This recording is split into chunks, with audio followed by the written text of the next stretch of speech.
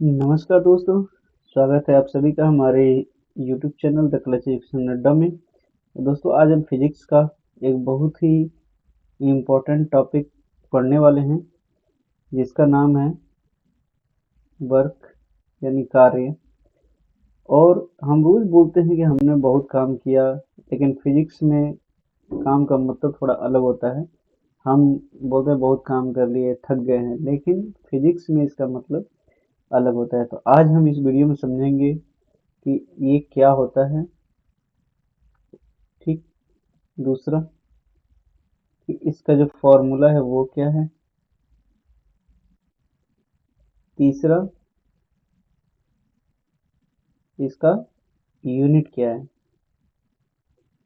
तो सबसे पहले तो ये क्या है इसके बारे में हम समझते हैं, और इसको इतनी आसान तरीके से समझेंगे कि कभी ये हम भूलेंगे नहीं। और ये बहुत ही इम्पोर्टेंट टॉपिक है, हर जगह आता है। तो सबसे पहले हम समझते हैं कि वर्क क्या होता है। सबसे पहले ये समझते हैं। तो वर्क हमारा होता है कि जब किसी वस्तु पर हम बल लगाते हैं। मान लीजिए कि हमने बल इधर से लगाया, और ये जब बल की ही दिशा में विस्थापित होती है। विस्थापित मतलब ये होता है कि एक जगह से वो दूसरी जगह, यानी अगर ये पॉइंट ए है तो ये पॉइंट बी तक, ठीक है, उसी दिशा में गति करे, यानी विस्थापित हो। तो मान लीजिए कि ये विस्थापित हुए डी दूरी, डिस्टेंस इसने तय किया डी। तो इसका जो मतलब मेन फंडा ये होता है कि अगर हम बल लगा रहे हैं और जिस दिशा में बल लगा रहे हैं उसी दिशा में हमारी वस्तु विस्थापित होनी चाहिए, तब जाके फिजिक्स की नज़र में आपने काम किया है, अदरवाइज आपने काम नहीं किया। इसको और आसान भाषा में हम समझते हैं तो ये हो जाएगा force into displacement. Force into displacement, ये बराबर होता है वर्क के। ठीक है, यानी जिस ये प्लस है यहाँ पे, अगर फोर्स हम लगा रहे हैं और जिस दिशा में लगा रहे हैं, ठीक है, तो ये हमारा काम के बराबर होगा। हम बल जिस दिशा में लगाएंगे उसी दिशा में हमारा डिस्प्लेसमेंट होना चाहिए, तब जाके काम होगा, अदरवाइज काम नहीं होगा। जैसे हमने जो मान लो आपकी यहाँ पे एक डब्बा रखा है, यहाँ से कोई आया और ये इसको धक्का दिया, और ये डिब्बा जो है इसी दिशा में चलने लगा, तब जाके यहाँ पे होगा कि हाँ ये काम हो रहा है। अगर ये इस दिशा में विस्थापित नहीं हो रहा है, अगर ये ऊपर जा रहा है या नीचे जा रहा है, तो ये यहाँ पे कोई काम नहीं होगा। देखिए, पहली इसमें क्या है कि दो चीज़ें बहुत इंपॉर्टेंट है। पहला तो ये कि इस पे फोर्स लगना चाहिए, और दूसरा ये कि इसमें डिस्प्लेसमेंट होनी चाहिए।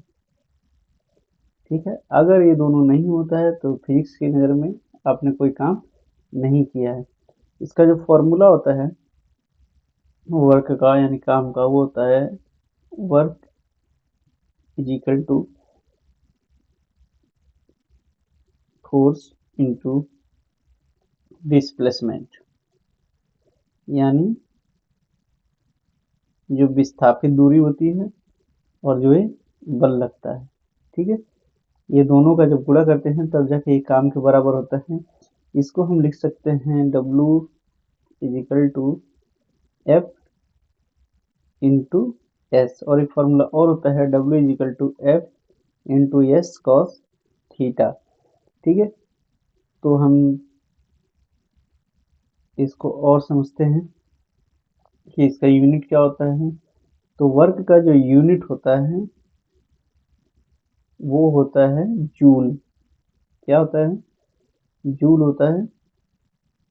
और ये हम तब कहेंगे कि ये एक जूल के बराबर काम कब हुआ है, कि जब एक जूल बराबर हम एक न्यूटन का बल, कितने का, एक न्यूटन का बल अगर हम 1 मीटर की दूरी विस्थापित करने में जब लगाते हैं, तब जाके हम ये कह सकते हैं कि हमने 1 जूल का काम किया है।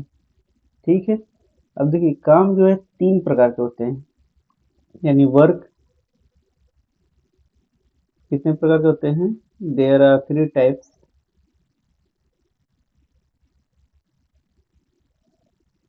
There are 3 types. ये जो होते हैं 3 प्रकार के होते हैं। पहला पॉजिटिव वर्क,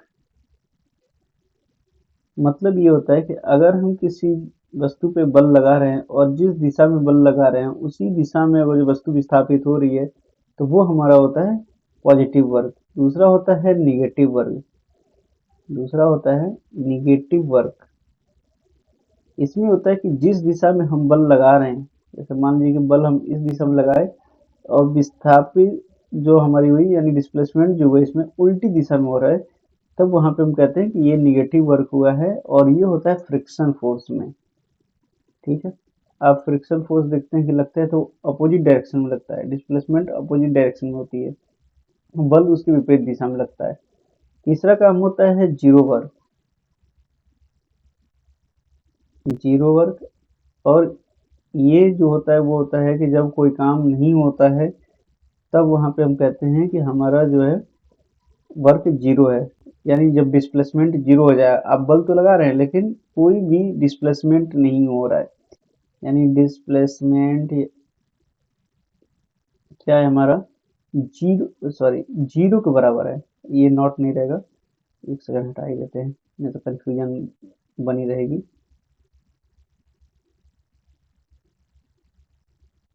ठीक है, ये हमारा डिस्प्लेसमेंट जो है जब जीरो के बराबर होगा तब हम कहेंगे कि यहाँ पे कोई काम नहीं हुआ है। जैसे मान लीजिए कि हम यहाँ पे एक दीवार है, ठीक है, और इस दीवार के ऊपर क्या कर रहे हैं, धक्का दे रहे हैं। इस दीवार के ऊपर हम धक्का दे रहे हैं लेकिन इस दीवार तो हिलेगी नहीं, काम मतलब हम बल तो लगा रहे हैं लेकिन दीवार हिल नहीं रही है, तो इस दिशा में क्या होगा, आप तो थक जाएंगे, आपको ये लगेगा कि हमने बहुत काम किया है, लेकिन फिजिक्स की नज़र में आपने कोई काम नहीं किया है। ठीक है, तो ये होता है हमारा फिजिक्स।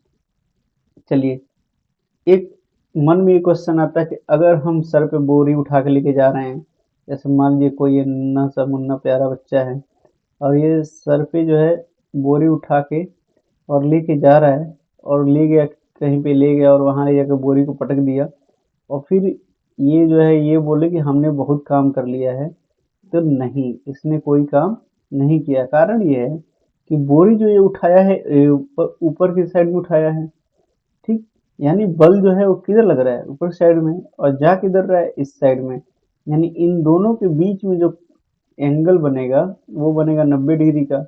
और हमने जो फॉर्मूला बताया क्या बताया, W is equal to F into S cos theta.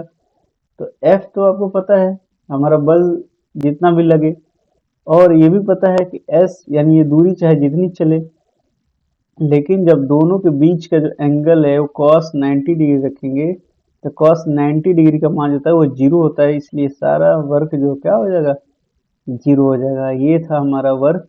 अगर आपको मेरी वीडियो पसंद आई हो तो मेरी वीडियो को लाइक करिए, कमेंट करिए और ज़्यादा से ज़्यादा शेयर करिए और सब्सक्राइब करिए। Thank you.